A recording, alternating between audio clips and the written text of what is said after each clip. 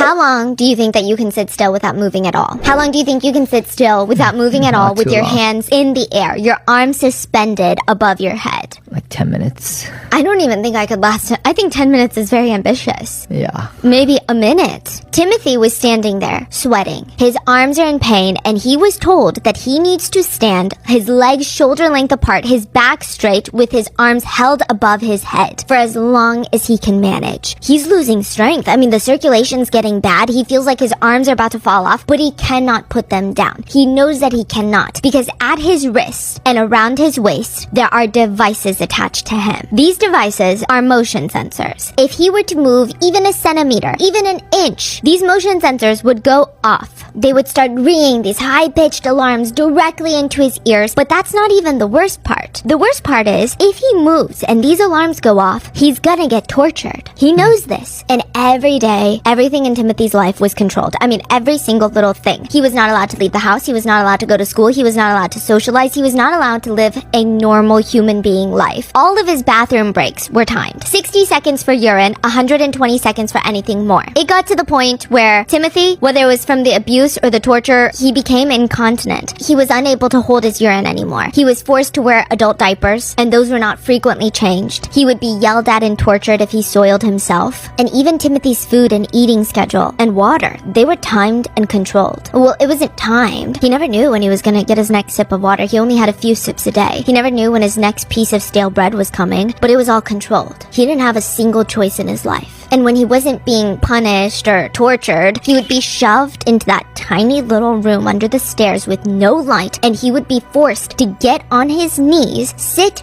facing the webcam pointed at his blue tarp on the ground, which is his bed, and he would be trapped there for hours. This is Timothy's life. And anytime Timothy would be caught breaking these rules, he would be dragged into the bathroom. And the bathroom was like the worst part of his life. Timothy would be forced into an ice-cold bath. That's not even an exaggeration. There would be ice thrown into the bath. There was an ice maker in this house specifically for the purpose of filling Timothy's bath water with. The shower curtain was taken off so Timothy could be watched. And on the bathroom counter, laid out like a surgeon's little instrument tray, were a bag of black zip ties, a motion sensor camera, a piece of stale white bread, and a jar of hot sauce. Elijah's extreme regret, hot sauce. 15-year-old Timothy would be held captive, tortured with hot sauce, ice baths, and forced starvation for a year.